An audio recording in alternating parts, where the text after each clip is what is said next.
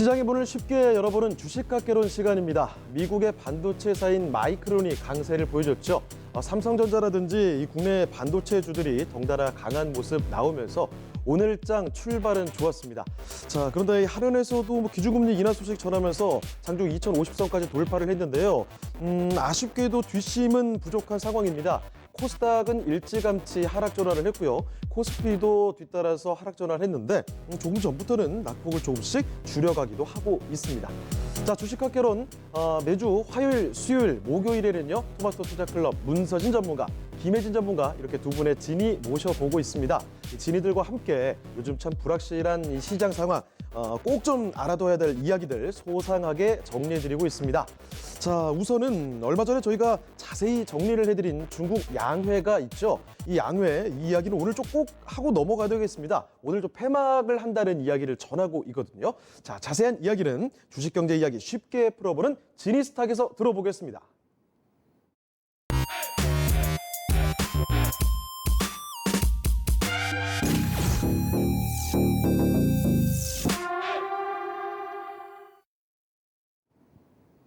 네, 지니스타 일단은 문서진 전문가와 인사 먼저 나눠보도록 하겠습니다. 네, 전문가님 안녕하세요.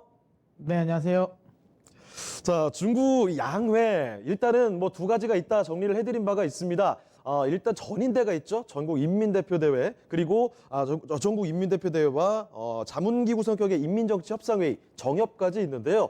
정협은 어제 폐막이 됐고요. 전인대가 오늘 폐막을 한다는 소식입니다. 현재 시각으로 오늘 오후 3시로 알고 있는데요. 이 관전 포인트가 일단 뭔지 좀 알아볼까요? 뭐 사실 지금 시점에서 가장 이제 관전 포인트는 다들 아시는 것처럼 홍콩 국가보안법 통과될 거냐 말 거냐라는 건데요. 사실은 뭐 통과된다라고 봐야 되지 않겠습니까? 여기 제가 이제 준비한 거 하나씩 보면 일단 가장 크게 이제 관전 포인트는 홍콩 국가보안법 통과 여부인데 이 공산당의 이제 이 특성이라고 해야 되나요? 정치적인 부분에 대해서 일단은 의견이 모아지면 사실상 이 3시 이후에 하는 그 표결은 요식행위라고 보시면 됩니다. 결국에는 의견이 모여지면 물론 뭐 거의 만장일치까지 나올지는 모르겠지만 거의 뭐 만장일치 정도로 해가지고 통과가 될 가능성이 높다라고 보시면 되고요. 뭐 이거는 뭐 거의 기정사실하고 중요한 건 여기에서 이제 미국이 어떤 식의 반응을 보이냐가 이제 좀 주목해 보아야 될 부분인데 이 부분도 일단 폼페이오 장관이 어제 트위터를 통해서 어느 정도는 이제 가이드라인을 제시를 했죠. 이거 만약에 통과되면 결국엔 이제 홍콩 특별지 박탈하겠다라는 거죠. 그걸 이제 의회에 이야기를 했다라는 건데 중요한 건 이겁니다. 이번에 오늘 이제 이 그 홍콩 국가보안법이 표결 통과된다고 해서 즉결 바로 이제 이게 발효되는 건 아니에요.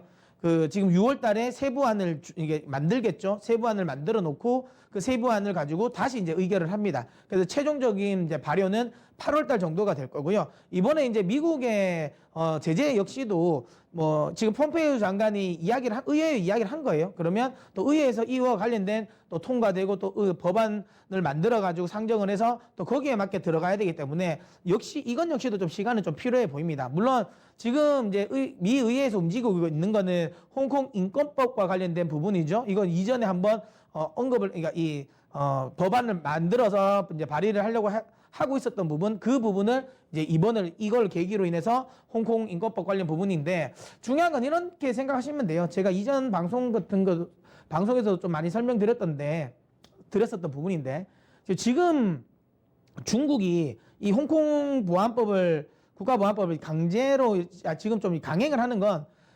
당연히 여기에 대한 파장이 있을 줄 압니다. 그리고 시진핑 입장에서는 오히려 파장이 더 강해야지 훨씬 더 큰 효과를 보일 겁니다.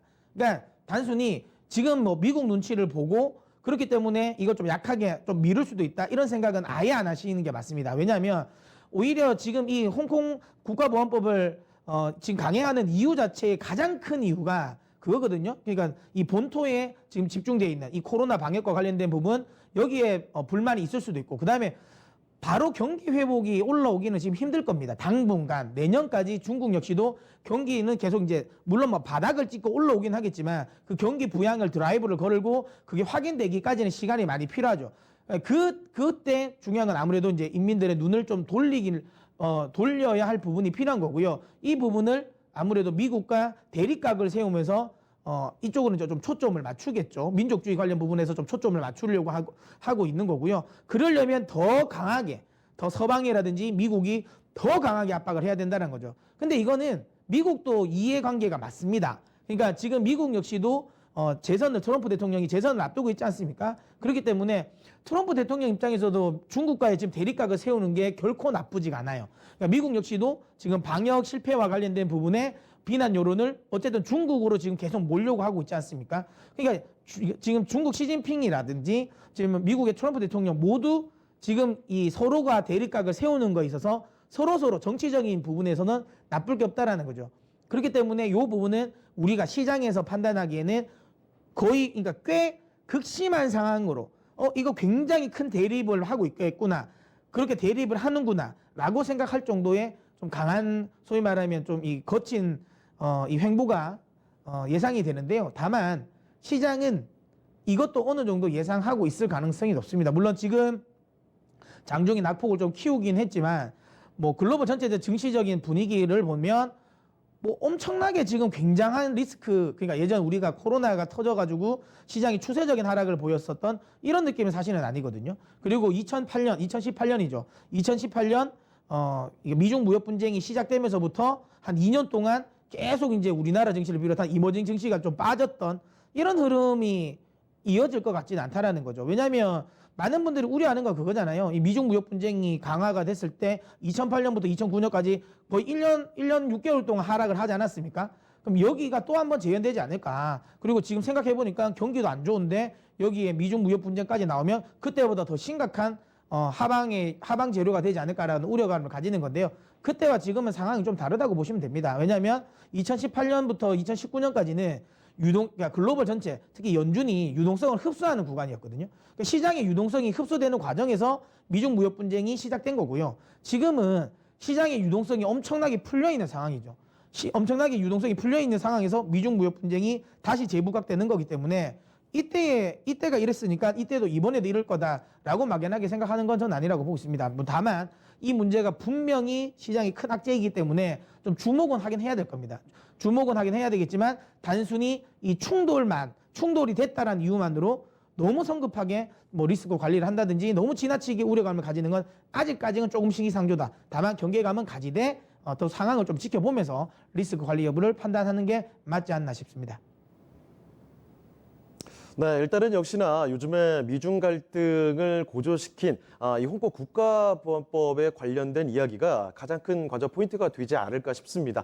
자, 그리고 전문가님도 얘기를 해주셨는데 코로나19 사태로 인해서 경기가 굉장히 악화가 됐죠. 여기에 대한 경기 부양카드 이런 것에 대해서도 굉장히 또 관심이 기울여지고 있는데요. 자, 전문가님 그러면 이 밖에 또 주목해 볼 만한 관전 포인트가 또 있을까요? 네. 앞서 국가보안법과 관련된 부분은 제가 충분히 설명드린 것 같고요. 사실 이 부분은 시장에서도 이미 알고 있고 시장이 이 부분을 또 재료를 어느 정도 또 녹아놨기 때문에 저는 오히려 이것보다는 이거 이외에 여기에 지금 가려져 있는 좀 호재성 뉴스들을 조금 더 봐야 된다라고 보는데요. 제가 또 준비한 표를 보면서 한번 보도록 하겠습니다. 일단 가장 핵심은 이거죠. 이번 전인대가 폐막되면서 핵심은 지금은 이제 얼핏 보면 홍콩 국가보안법이 가장 메인 이슈로 자리 잡고 있습니다. 근데 실제로 이것보다 중국이 조금 더 집중하는 건 이거라고 보시면 됩니다. 코로나 사태의 회복을 위한 경기 부양 카드인데요. 일단 대표적으로는 재정적자를 확대를 했습니다. 재정적자 비율 자체를 3.8% 이상 확대를 하면서 계속 이제 시장에 돈을 뿌려 넣겠다라는 거죠. 뿌려 넣겠다는 거고. 그 다음에 중국 같은 경우는 지방채 발행이 조금 많이 제한이 됩니다. 이게 이제 중앙 정부에서 예전에는 지방채 자체가 발행이 안 됐는데 이게 이제 지방채 발행이 될 수 있는 건 좀 약간 대도시 중심으로 해서 발행을 시키다가 지금은 많은 부분이 지방채 발행을 될 수 있게 했는데요. 어쨌든 그럼에도 불구하고 지방채 발행을 중앙 정부가 굉장히 제한하는 국가인데 이 부분을 규모를 좀 더 확대했다라는 거죠. 결국에는 그 지방마다 조금 더 많은 돈을 좀 직접적으로 좀 쏟아붓겠다라는 의지가 있다라고 보시면 되고요. 그리고 이제 중요한 건 이번에 또 문제가 되고 있는 좀 의도적으로 이번에 위안화 약세를 유도할 가능성이 높다. 아무래도 중국은 물론 내수 경기도 내수 시장도 크지만 그래도 또 수출 관련 비중도 굉장히 높거든요. 그렇기 때문에 좀 이번 이 경기 회복을 하기 위해서 조금 더 의도적으로 좀 위안화를 방어하지 않고 위안화 약세를 좀 유도할 가능성이 높습니다. 그래서 위안화 약세의 흐름에 또 우리도 좀 주목을 해봐야 된다라고 보고요. 그리고는 이제 이거죠. 이번에 계속 우리가 시장에서 회자되고 있는 게 이제 경제 고도화 정책과 관련된 부분인데요. 이게 이제 흔히 말하는 신경제 쪽에 투자를 많이 하겠다. 그러니까 뭐 전기차 관련 뭐 좀 육성 많이 하고, 그다음에 뭐 우리가 다들 아는 5G, 그다음에 뭐 비대면 언택트 관련 이쪽에 관련된 투자를 좀 많이 한다. 라면서 그쪽에 좀 강조를 한다라고 보시면 될 것 같고요. 어쨌든 여기서 우리가 좀 눈여겨볼 만한 거는 중국 쪽에 재정, 그러니까 자금이 굉장히 많이 풀리겠구나. 그리고 그로 인해서 위안화가 약세가 계속 좀 유도되겠구나. 그리고 이번에 경제 고도화에 좀 신경을 쓰면서 결국은 5G라든지 언택트 이런 신경제 쪽에 투자가 많이 되겠구나라는 걸 우리가 좀 주목을 하고 여기서 좀 투자 아이디어를 얻어 가셨으면 좋겠다라고 봅니다. 자, 오늘 오후 3시입니다. 현지 시각으로 전인대가 폐막이 됩니다. 이렇게 중국 양회가 끝이 나게 되면서 꼭 관심 가져보아야 될 그런 포인트들 정리를 해봤는데요. 자, 그러면 전문가님, 이제 어떤 섹터로 관심을 가지면 좋을지 그 이야기도 들어볼까요? 네, 많은 분들이 제가 앞서 이야기 드린 것처럼 그러면 위안화 약세와 관련된 수혜주, 그리고 이 언택트라든지 5G 관련해서 이쪽 신경제 관련 수혜주가 되지 않을까라고 생각을 할 수도 있는데요. 요거는 좀 더 엄밀히 좀 잘 살펴봐야 될 거라고 보는데요. 일단 기본적으로 위안화가 약세가 되면 중국 관련 우리나라 중국 관련 소비주들은 조금 위축될 가능성이 높습니다. 아무래도 위안화 약세는 중국 입장에서는 수출주에는 유리하지만 수입주에는 좀 아무래도 좀 부정적인 영향이죠. 이 부분은 우리나라 뭐 화장품, 뭐 카지노라든지 면세점 이쪽에는 좀 약세 요인으로 작용할 수 있기 때문에 위안화 흐름을 보면서 이 중국 관련 소비주 좀 계속 좀 관심을 보고 대응을 하셨으면 좋겠고요. 그 다음에 이제 많은 분들이 이제 중국 쪽에서 5G 언택트 이쪽에 투자를 많이 하니까 우리나라 기업들도 좀 투자가 이게 중국 쪽에 수혜를 받지 않을까라고 생각하실 수 있는데요. 저는 뭐 감히 이야기 드리겠습니다. 중국 쪽에서 이쪽을 투자한다 하더라도 우리나라의 직접적인 수혜를 받을 종목은 거의 제가 보기에 많지 않다. 그러니까 많은 분들이 중국에 뭔가 대규모 투자를 한다고 하면 그 경험에서 느껴지실 겁니다.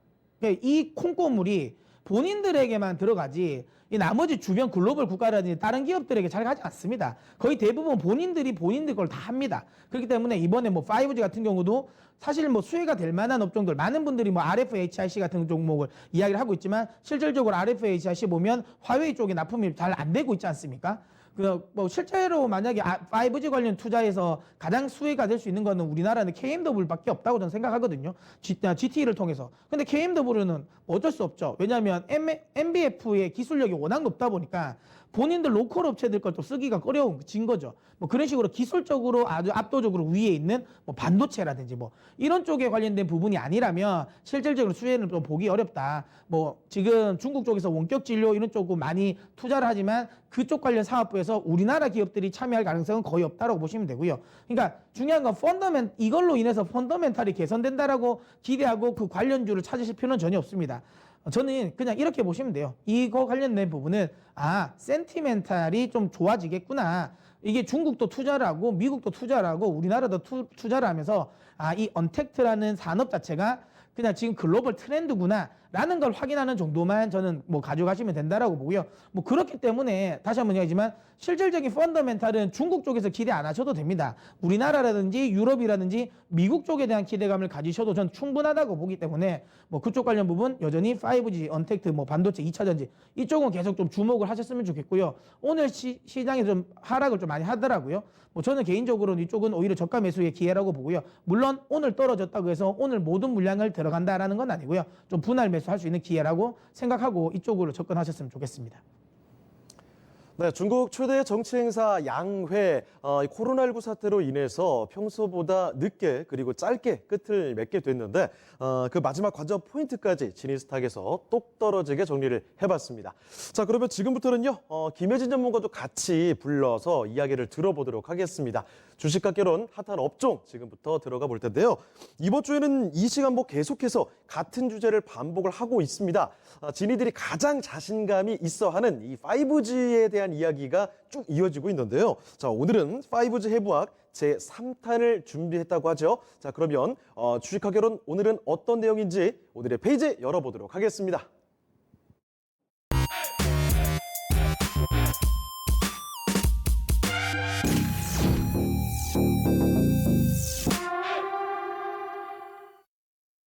네, 앞서 기지국부터 네트워크, 이 관련된 장비들이라든지 기술들, 이름을 뭐 쉽지가 않았는데 자세히 정리를 해봤단 말이죠. 오늘은 중계기 그리고 스몰셀에 대해서 정리를 해주신다고 합니다. 일단 중계기와 스몰셀이 뭔지, 그리고 올해 이 중계기와 스몰셀 기업들 특히나 주목해야 되는 이유가 뭔지부터 정리를 해볼까요? 네, 이번 주에 5G의 기술과 관련된 것들을 정리해서 말씀드리고 있는데요. 5G 업황은 앞에서도 말씀을 드렸으니까 잘 아실 테지만 제가 오늘 좀 중계기하고 스몰셀 설명드리기 전에 재미있는 자료 하나 보여드리려고 하는데요. 재밌어야 됩니다. 아, 그런가요? 아니요, 신기하다. 네, 코로나로 인해 코로나가 온다. 라는 자료 하나 보여드릴게요. 저도 그 자료를 봤습니다. 네, 이게 조금 흥미롭더라고요. 그러니까 코로나로 인해서, 이번에 코로나의 질병으로 인해서 새로운 코로나 산업이 부각될 것이다 라고 해서 CORONA, 코로나, 이렇게 6개의 섹터가 성장할 앞자리를 것이라고 다 했는데요. 땄네요. 네. 그렇죠. 처음부터 보시면 이제 클라우드, 네. 애쉬죠. 네, 클라우드 당연히 아실 거고 저희 설명도 해드렸죠. 그 다음에 두 번째가 온디맨드예요. 이게 수요자 중심의 시장이 되는 거죠. 수요자가 언제든지 원할 때 데이터나 살 수 있는 시장. 사실 VOD 서비스 같은 것도 온디맨드 그렇죠, 서비스니까요. 그렇죠. 예. 비디오 온 디맨드의 약자가 VOD니까 그 서비스도 부각을 받을 거고, R은 리모트, 그렇죠, 원격이죠. 원격. 네, 네. 그리고 OTT 네. 산업도 아실 거고, 네트워크, AI 이렇게 저희가 6개. 다 계속 강조했었던 거죠. 맞아요. 언택트 산업이라고도 생각하시면 좋으실 것 같은데 조금 더 세부적으로 6개의 산업이 성장할 것이다 라는 재미있는 자료가 있어서요. 근데 이 6개의 산업 모두가 다 필수 인프라 기반으로 하는 게 바로 5G입니다. 5G는 이제 초고주파 영역을 사용한다고 말씀을 드렸어요. 근데 이 초고주파가 주파수가 올라갈수록 저희가 보는 빛의 성질과 똑같아지거든요. 그러니까 초고주파의 특징이 직진성은 강합니다. 직진은 잘 뻗어나갈 수 있는데 장애물을 만나면 그걸 돌아가질 못해요. 그러니까 회전성이 없어요. 그래서 이게 원래는 저희가 5G 통신을 받을 때 기지국의 신호를 받아서 통신을 해야 되는데 기지국이 있어도 이게 장애물이 생기면 돌아가지 못하기 때문에 음영 지역이 발생할 수밖에 없습니다. 그래서 4G 때와 달리 기지국을 좀 더 촘촘하게 세우는 게 중요하고요. 또 기지국 이외에 또한 음영 지역이 생겼을 때 그걸 커버할 수 있는 중계기하고 스몰셀이 꼭 필요한 게 5G인데요. 정리한 거 보시면 이제 먼저 특히 건물 내에서 이게 건물 내 벽이 있잖아요. 유리도 통과를 못 하거든요. 5G 초고주파는. 그러니까 이런 경우에 빌딩, 인빌딩 안에 건물 내에 있는 인빌딩의 통신 음영 지역을 해소할 수 있게 만들어주는 통신 장비, 그게 중계기하고 스몰셀이다라고 이해하시면 좋으실 것 같습니다. 자, 이 코로나로 인해서 코로나가 온다. 이거 무슨 말장난이야 했는데 듣고 보니까 이해가 쏙 됩니다. 자, 이 5G가 그런데 거기에 다 필요하다는 이야기입니다. 그런데요, 이 5G가 직진을 잘 하는데 이 뚫어내질 못해서 이 막힌 공간 이런 곳이 많이 생긴대요. 그래서 이 중계기, 스몰셀이 필요해진다는 이야기인데 오늘 주제가 이 중계기와 스몰셀이 있으니까요. 조금 더 선명한 구분이 필요할 것 같습니다. 중계기와 스몰셀 결정적인 차이는 어디 있을까요? 네, 중계기와 스몰셀 두 개의 공통점은 일단 통신의 음영 지역을 해소한다라는 역할을 한다는 건데요. 차이점도 있습니다. 제가 준비한 표가 있는데요. 중계기 같은 경우에는 이렇게 생각하시면 될 것 같아요. 기지국이 있는데, 이 표부터 설명해 드릴게요. 원래는 이제 기지국이 있는데 기지국에서 신호가 못 받아요. 신호가 약해요. 그럴 때 그 약한 신호를 증폭시켜서 재전송시키는 게 중계기다라고 생각하시면 좋을 것 같고요.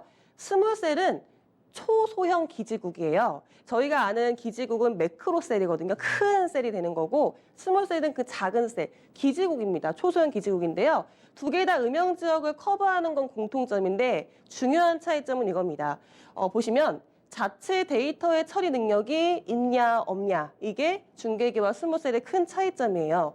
중계기는 데이터를 처리하는 능력은 없습니다. 그러니까 신호만 받아서 증폭시켜서 커버리지만 확대하는 거예요. 그러니까 통신이 가능한 지역만 확대시키는 건데 스몰셀 같은 경우에는 자체 데이터 처리 능력이 있습니다. 그러니까 데이터의 트래픽까지 처리할 수 있는 거죠. 그래서 스몰셀은 이제 조금 더 비용이 비싸요. 다 데이터를 처리해야 하는 부분이 있기 때문에 중계기보다는 비용이 조금 들어서 중계기가 비용이 조금 더 저렴하고 대중적으로 조금 더 먼저 설치가 될 것이다라는 부분이 있는데요.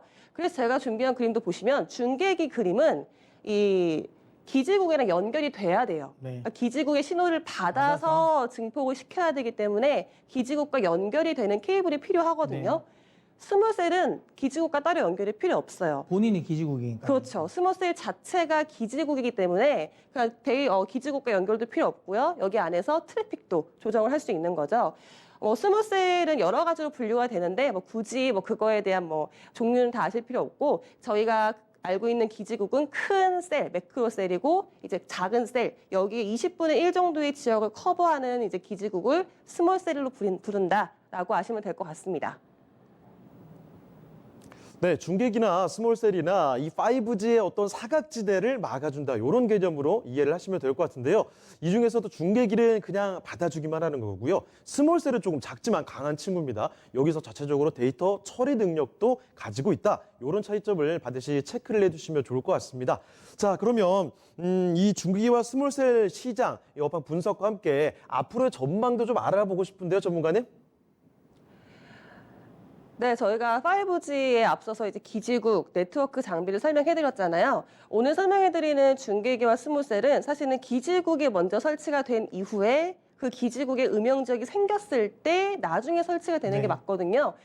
그래서 이제 기지국이 설치가 된 다음에는 이 중계기와 스몰셀 기업들이 부각이 되고 실적도 좋아질 것이다 라고 말씀을 드릴 건데요. 일단 중계기하고 스몰셀은 당연히 5G 네트워크가 구축된 상황에서 구축이 될 거지만 최근에 좀 빠르게 구축이 될 것이다라고 예상되는 부분이 이슈가 하나 있었습니다. 우리나라 정부에서 이 5G의 품질 테스트를 올해 본격적으로 시작을 하겠다고 했어요. 근데 이 부분이 이제 통신사들한테 5G는 얼마큼 구축하고 있고 그다음에 얼마큼 잘 커버하고 있는지 조사를 하겠다. 서울시를 비롯해서 6대 광역시를 이제 본격적으로 조사하겠다고 했는데요. 여기에 올해부터 추가된 게 있습니다. 바로 실내의 커버리지예요. 그러니까 원래는 그 야외에서의 커버리지만은 품질 테스트를 계속 했었었는데 올해부터 실내에서도 5G가 잘 터지는지 한번 검사해 보겠다. 물론 이 평가에서 점수를 못 받았다고 해서 혼나거나 하는 건 아니지만 그래도 우리나라 통신 업체들이 1등 통신사 그렇죠. 우리가 잘 터진다라는 거에 홍보에는 굉장히 큰 영향을 줄 수 있을 것 같고요. 그러니까 이게 좀 기초 자료가 될 것 같아요. 그래서 최근에 5G가 안 터진다고 소송도 건단하시는 분들이 계시니까 그런 부분에서 테스트가 이루어질 건데 그렇다면 실내 커버리지를 확충하기 위한 중계기와 스몰셀의 투자를 통신사들이 많이 하겠죠. 현재 5월까지 지금 스몰셀하고 중계기의 설치 대수가 1,000대입니다. 근데 연말까지 목표가 2,000대예요. 근데 지금 각 통신사마다 사실 실제로 얼마큼 중계기 스몰셀 설치했는지 자료를 발표하고 있지는 않거든요. 그런데 KT가 얼마 전에 유일하게 발표를 했습니다. 제가 KT가 발표한 그래프를 준비했는데요. 이 자료가 이제 올해 작년 말부터 이제 올해까지의 인빌딩의 중계기 커버리지 단말기 중계 통신 기계를 얼마 설치했다. 중계기 그 그래프인데요. 보시면 쭉 늘고 있고요. 근데 진짜 확실하게 느끼는데 저도 이제 5G를 써보거든요. 네. 왜 실내에서 안 터지는지 알겠네요. 이게 엄청 늘어났는데도 개수가 몇 개가 안 되네요. 안 되죠. 예, 우리나라 빌딩이나 건물이 엄청나게 많은데. 그렇죠. 그리고 올해 1월부터 갑자기 증가한 느낌이 드실 거예요. 그래프를 보시면. 그렇네요. 네, 작년 연말까지가 이제 180여 개였거든요. 근데 현재 5월까지가 770여 개입니다. 그러니까 4배가 늘었어요. 이런 식으로 좀 빠르게 구축을 시작해서 올 연말까지는 통신 3사의 합친 인빌딩 대수를 2,000대까지 증가시키겠다고 했으니까요. 그 부분에서 이제 국내 인빌딩 스몰셀 업체들이 수혜를 받을 수 있을 거라 생각하고요. 그리고 국내뿐만 아니라 이제 글로벌적으로도 5G 커버리지 확충하기 위한 이 인빌딩 스몰셀의 수요는 증가할 것이니까요. 그 부분에서는 계속 5G 커버리지를 투자하실 때 관심을 가질 만한 기업들은 잘 선정해 보시면 좋으실 것 같습니다.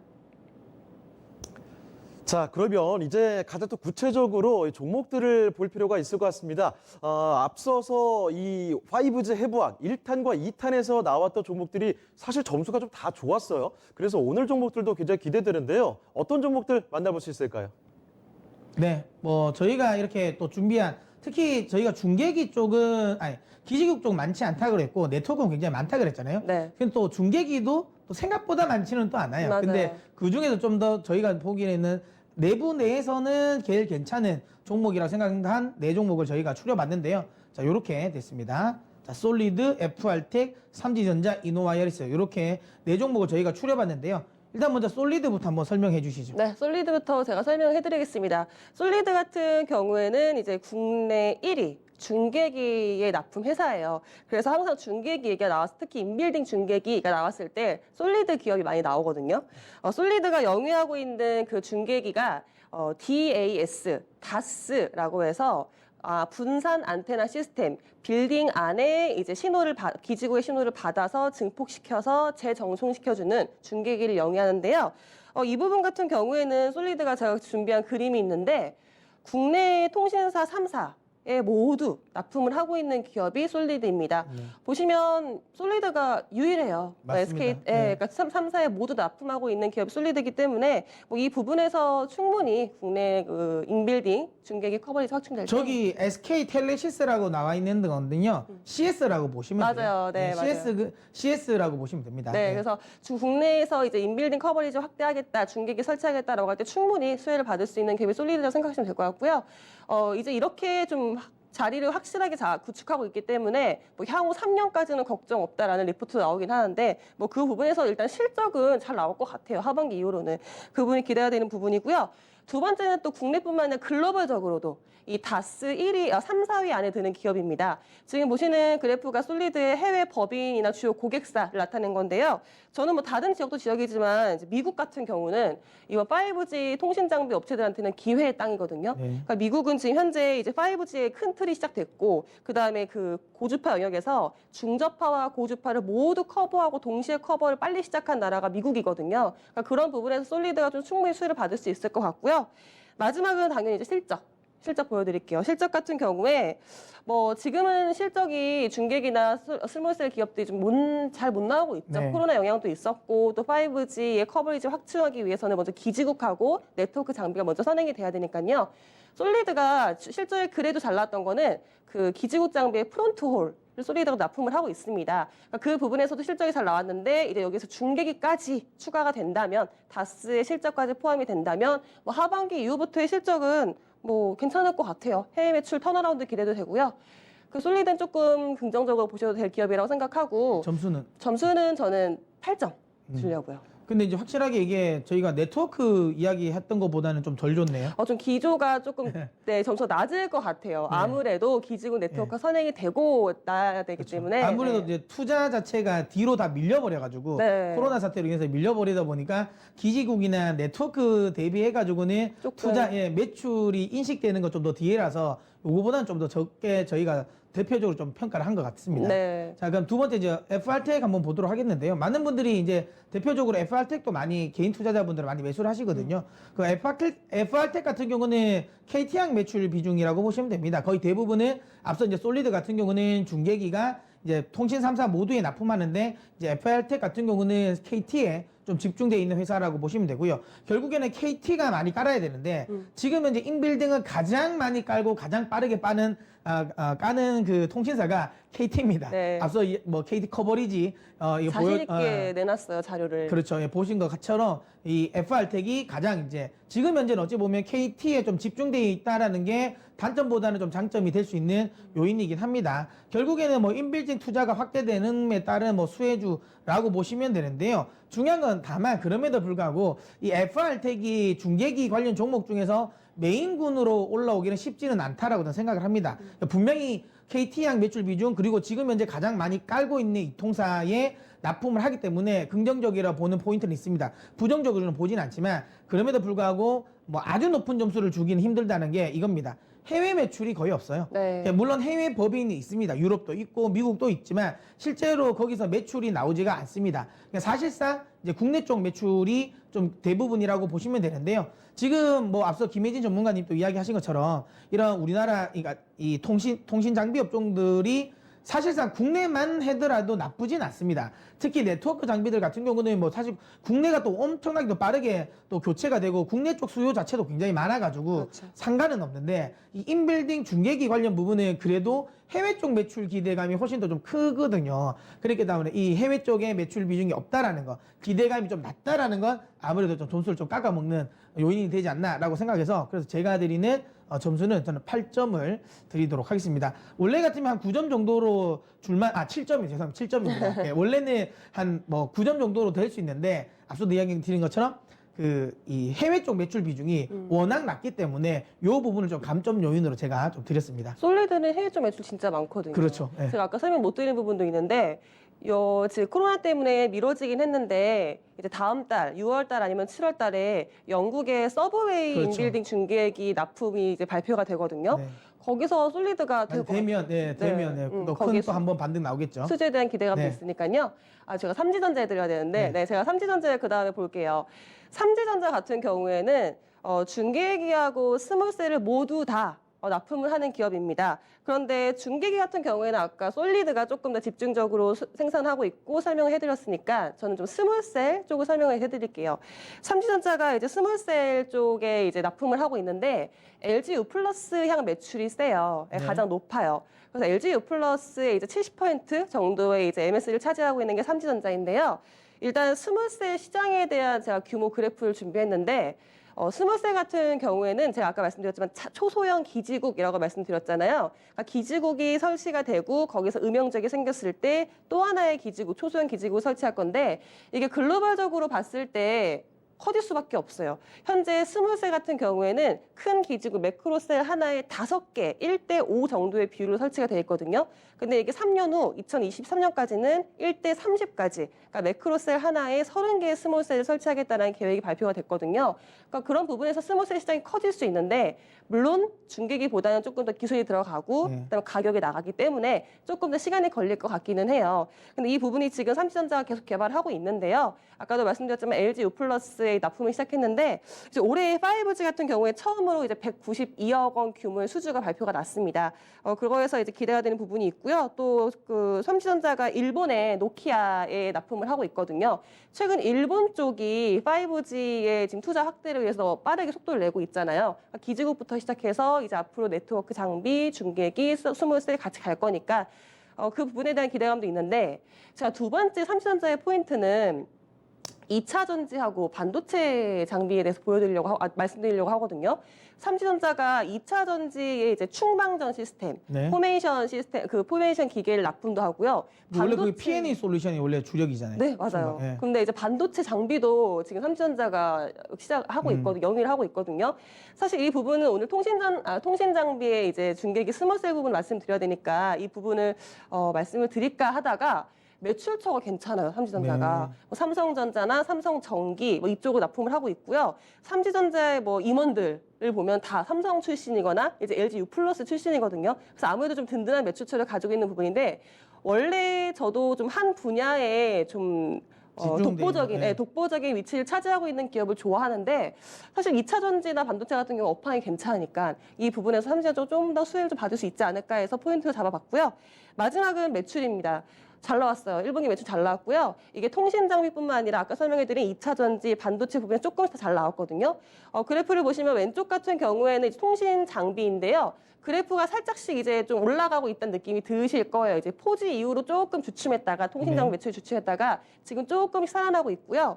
오른쪽에 보시는 부분이 이제 수출 부분이 있는데요. 수출 부분에 빨간색 그래프 보시면 될 것 같아요. 빨간색 그래프가 조금씩 이제 올라가고 있죠. 그러니까 일본 쪽에 매출량이 생겼기 때문에 그러니까 그걸 통신 장비에서도 매출 조금 잃어가고 있다. 거기서 삼지전자 조금 더 긍정적으로 보셔도 될 것 같은데요. 그래서 삼지전자 제가 점수를 매기면 일단은 8점을 주겠습니다. 오늘은 통신 장비의 중계기 스몰셀 위주로 설명해드리고 있으니까요. 그쪽에서 점수는 매출처가 살짝 분배되기 때문에 8점을 주겠습니다. 네, 그럼 마지막은 이노와 여리스인데요. 사실 이노와이러스의 이제 많은 분들이 이노와이러스를 저희가 또 우리 중계기 스몰셀 편에서 또 소개시켜 드리고 있으니까 이노와이러스 같은 경우도 이제 중계기라고 생각하시는 분이 많이 계십니다. 네. 근데 이제 중요한 건 이제 이노와이러스 전체 매출에서 이 스몰셀이 차지하는 비중은 25%밖에 안 돼요. 생각보다. 예, 나머지 전부 다 이제 계측 장비, 이제 시험 장비 쪽인데요. 네. 근데 제가 원래 저는 이제 이 중계기 쪽에서 탑픽을 항상 저는 솔리드라고 이야기를 드렸거든요. 네. 근데 요즘에는 조금 생각이 바뀌었습니다. 요즘에는 이노와이러스가 저는 대장이지 않을까라 생각하는데요. 이유는 그러니까 이 코로나 사태 때문이라고 보시면 돼요. 코로나 사태로 인해 가지고 투자가 다 뒤로 미뤄졌습니다. 미뤄졌기 때문에 앞서 지금 원래 뭐 지금 솔리드 같은 경우도 지금 같으면 지금 매출이 다시 땡겨져 나와야 될 그쵸, 부분인데 나왔어요. 이게 뒤로 미뤄진 거고요. 그런데 오히려 이런 계측 장비, 실험 장비 같은 경우는 이제 미뤄졌기 때문에 또 나쁘진 않습니다. 어차피 미뤄지면서 지금 현재 하반기에 또 가장 많이 투자될 게 또 계측 장비 또 이거거든요. 네. 특히 미국 같은 경우는 이제 지금 뭐 이 스플린트를 통해서 매출 장비가 굉장히 많이 나갈 가능성이 높고요. 그 다음에 일본 쪽이죠. 아무래도 이노와이러스가 소프트뱅크 쪽이랑 아무래도 계약을 많이 했고 매출이 가장 많이 크거든요. 근데 지금 소프트뱅크가 굉장히 많이 투자를 하고 있습니다. 그래서 이제 일본 쪽에 대한 매출 장비도 굉장히 많이 늘어날 것이고 앞서 이야기 드린 것처럼 지금 T모바일과 스프린트가 합병을 하면서 지금 어찌 보면 미국 내 통신 이통사 중에 가장 공격적으로 5G를 투자한다라고 봐도 과언이 아닌데 거기에 어쨌든 매출처가 가장 많은 회사가 이노와이러스거든요. 아까도 이야기 드린 것처럼 스몰셀 그다음에 지금 중계기를 깔기 위해서는 일본과 미국은 조금 더 시간이 필요합니다. 네. 오히려 내년 한 1분기 정도가 돼야지 본격화될 것 같으니까 근데 그 과정에서 계측 장비 그다음에 시험 장비가 굉장히 많이 나올 거다. 오히려 올해 하반기에 매출 퍼포먼스 면을 본다면 이노와이러스가 저는 가장 강할 거라 보고요. 그다음에 또 중요한 건 저희가 이제 네트워크 장비를 계속 설명을 드리고 뭐 5G 관련 쪽에서는 제일 괜찮다라고 이야기 드렸는데 이 이노와이러스 같은 경우는 이제 네트워크 장비 시험 장비도 이노와이러스가 만들고 있습니다. 맞아요. 예, 그렇기 때문에 이런 부분, 뭐 클라우드 관련, 네트워크 뭐 투자, 트래픽 증가 뭐 이런 부분에 모든 부분에 지금 수혜가 된다라고 보시면 되고요. 그리고 원래 이노와이러스는 사실상 이 동종 업종 내에서 항상 고평가였어요. 근데 지금은 앞서 이야기 드린 것처럼 다른 종목들이, 다른 업체들이 매출이 다 대부분 뒤로 미뤄졌어요. 그러면서 올해 전체적인 실적 컨센이 다 하향 조정됐습니다. 근데 상대적으로 이노와이러스는 앞으로 당겨졌죠. 그렇죠. 그렇기 때문에 상대적으로 오히려 동종 업종에서 지금 PR이 오히려 낮아졌어요. 오히려 저평가다. 그렇기 때문에 이노와이러스, 그러니까 이 지금 스몰셀 관련 종목 중에서는 제일 괜찮다고 생각이 들어서 제가 드리는 이노와이러스의 점수는 저는 9점을 드리도록 하겠습니다. 자, 이렇게 되면 바로 이 저희가 가장 높은 점수가 항상 저희가 나왔네요. 고민을 했는데 네. 오늘은 깔끔하게 딱 나옵니다. 저희가 드리는 중계기 스몰셀 쪽에서 가장 이제 탑픽은 이노와이러스로 선정해 드리도록 하겠습니다. 가격 전략은 네. 얘기가 가격 전략 제가 예. 드릴까요? 현재 이노와이러스 보시면은 뭐 물론 많이 올라갔죠. 네, 그래서 부담스러우실 수도 있는데 저희가 항상 말씀드리지만 분할 매수로 네. 접근하시면 좋겠고요. 한 번에 들어가시는 것보다 저는 목표가 차트 보여주시면 지금 이노와이러스 자리에서는 6만 원 정도는 충분히 가능하지 않을까 생각을 하고 있고요. 손절가는 4만 5천 원으로 대응하셔도 좋으실 것 같습니다. 네.